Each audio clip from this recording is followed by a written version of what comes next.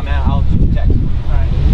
It's a 1975 Brickland. It's a gold wing car. It was built by Malcolm Brickland. This is actually not a kit car. A lot of people will assume it is. It has a 351 Windsor, and they came stock about 180 horsepower. It is an all skin car. The pillars are made out of skin. The seats are made out of buck hide. The floor is actually sheep's fur. It was all hand built like a Ferrari. It cost too much to build, and that's the reason why Brickland went out of business. It's a $10,000 car that they put together and couldn't sell it more than the Vet. But it was out on the track to compete with the Vet. So in 74 and 75, they raced each other. It outperformed the Corvette in every way except for performance. The Corvette was too light on the back of its car.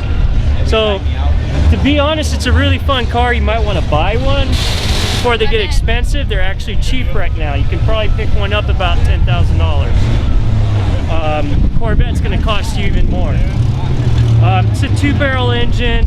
It's not much. The only problem they ever had was overheating problems because of the big bumper blocking the actual induction for the radiator. You lose the bumper, it gains a lot more coolant performance. The doors are actually air assist, and they run off a pneumatic system. Unlike the DeLorean, that's hydraulic. The DeLorean had hydraulic assist on it. So this is a lot more funner to drive because you don't have to push it open. So this car I probably got it at the top speed of 140 miles an hour, and that's with a little cam in it. These cars are actually pretty quick for what they are. They're all fiberglass with acrylic coating, scratch proof. They're supposed to be dent resistant and everything. Unlike the Corvette, which was painted. So these actually, the reason why they mostly went out of business because acrylic costs too much to do. So that was their hardest part. Everything is riveted on except for the doors, and the hatch is epoxy. You can actually buy the skin for these cars for $6 grand. It's not that bad for that. A Corvette carcass costs a lot more.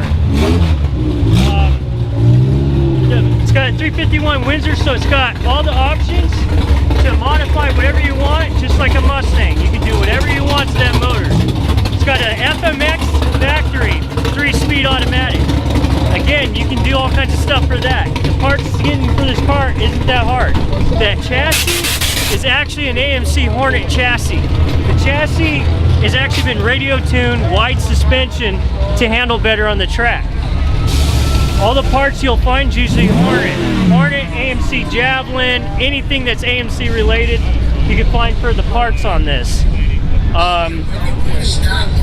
That's pretty much mostly about the car. I mean, the taillights are the same as a Pantera, so you can get the parts for that. These cars you can find, you can get them cheap, rough, about $4 grand, maybe $3 grand, and you can get all the parts. You put about $15,000 in it, it's worth a $30,000 car.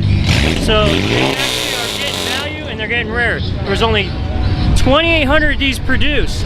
There's 1,100 left in the world.